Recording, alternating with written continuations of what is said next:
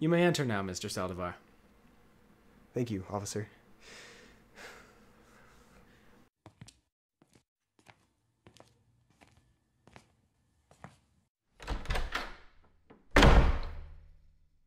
Aren't you gonna say hello to me, Mr. Interviewer?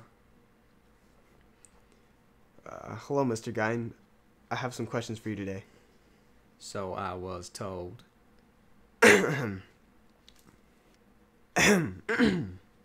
Care to begin? Oh, right, yeah. Can you please describe your childhood? Looking back now, are there any specific events that you can remember that may have contributed to you committing these crimes? I was born in La Crosse County, Wisconsin, on August 27th, 1906. My dad was a drunk, although he did manage to provide us with a country home when he sold his business. Mama never let none of us speak to nobody. She believed all women beside herself were instruments of the devil's will. She used to read to us the aggressive portions of the Old Testament. I was a rather shy boy when it came to schooling. Mama never let me have no friends, seeing as they was no good and all. I got punished real bad if I made any. Had to make my own fun on the inside. I did love my mama, though. Don't dispute that. My brother Henry didn't like how I idolized her, but that wasn't too much of a problem most of the time. Some criminal profilers believe that children that exhibit behaviors such as an obsession to start fires, animal cruelty, or bedwetting at an unacceptable age are early indicators that one might become a murderer. Did you engage in any of these behaviors as a child? As a boy, I never did no such thing.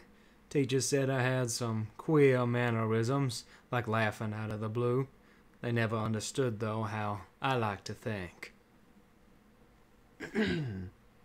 What is the highest level of education that you received? Did you graduate high school, or did you go to college? I never ended up going past grade school. Had to work at home a lot with Henry and never saw no education through. Can you give us a description of your work history? I was a general handyman, worked on the farm as a boy, kept it after my brother passed. Occasionally worked for the local municipal road crew and crop threshing crews that was nearby. Got some other money from other jobs and the like. Did you engage in any criminal behavior prior to the murders? If so, did you get arrested and spend any time in jail? There was a fire out in the crop fields back in '44. That's when Henry died. People thought he was killed by somebody before the fire. Some even started pointing fingers at me, but nobody never proved nothing. You likely know more about this one, considering I'm here and you're there. Between 47 and 52, I made lots of visits to local graveyards, exhumed some more recent burials. The majority of them, I left the graves and returned home with nothing. However, not all of them. On a few occasions, I found middle-aged women that resembled my mother. Like I said, I idolized her, even boarded up her rooms and preserved them. And I took their bodies back home, tanned their skin, and made paraphernalia of it. My most ambitious project, though, was my mother. What? I started making a suit so that I could crawl into her skin and become her. Never got arrested, though, until after those folk I killed. Prior to the murders, would you say you had a healthy social life? Were you married with children? Did you live alone? Did you have many friends? As I mentioned before, Mama never let me have no friends. Too dangerous, too unworthy. I did, though, have a boy I knew. His parents would come to my baseball games and take us out to movies on occasion. Had a cousin who served on the Philippine Islands in World War II. Sent me a few things from there. After my family passed, I did indeed live alone. No marriage, no friends. Only interaction with the living was work partners and such.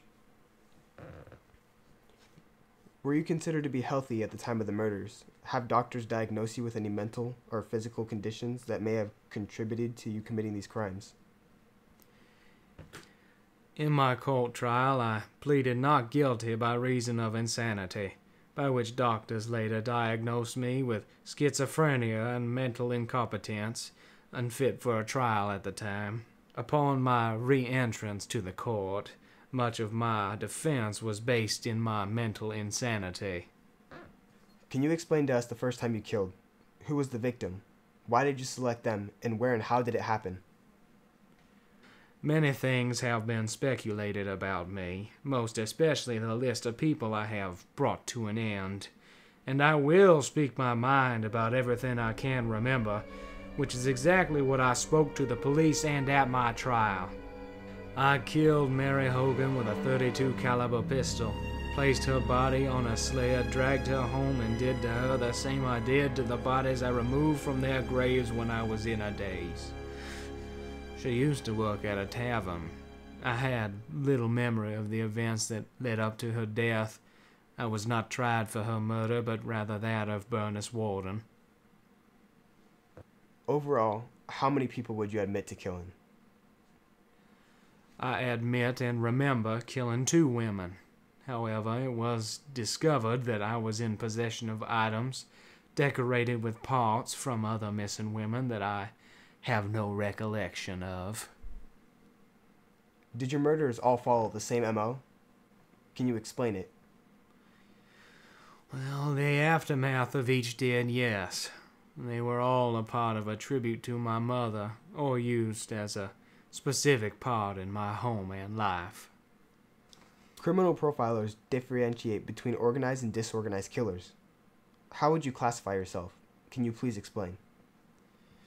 If I must, despite my insanity, I suppose that I did have a system with the 2 women I killed. However, neither were planned, nor can I remember much other than being in a dazed state. Why would you say you killed? Some profilers classify serial killers into different types of killers. Do you feel you fit into one of these categories? What was your motivation? I killed for reasons I cannot explain. Of course, I used the parts, the skin, the bones, the organs, all for similar purposes. But as for why I killed the women I killed, I would have to say that none of it was right upstairs. Whatever categories you're talking about, if there is one talking about insanity, then feel free to add me to your list. Criminal profilers believe that many serial killers leave a signature at the crime scene. Can you explain yours?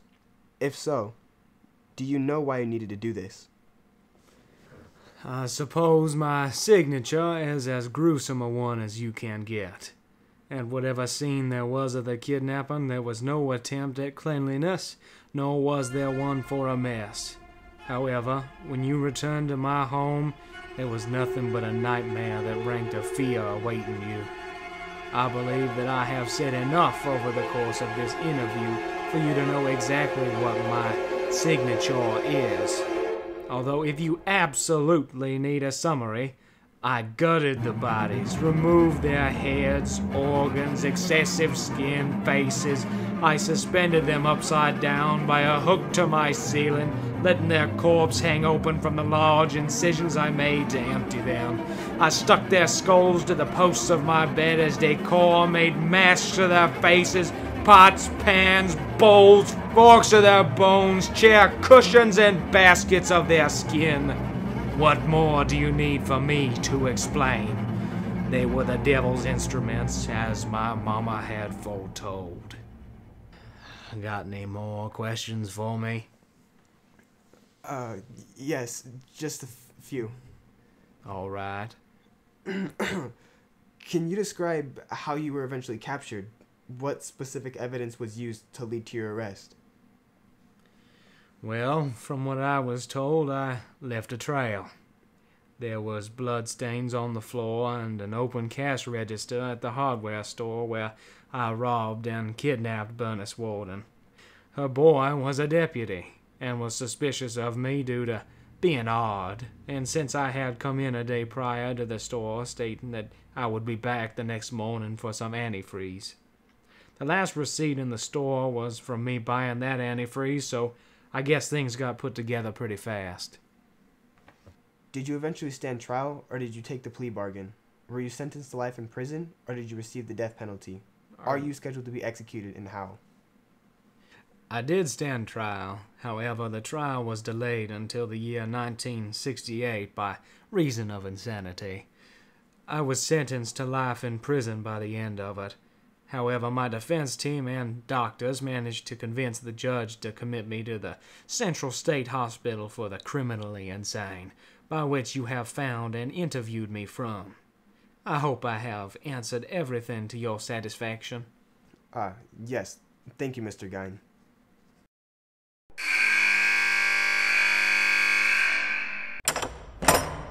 Your time's up, Mr. Saldivar.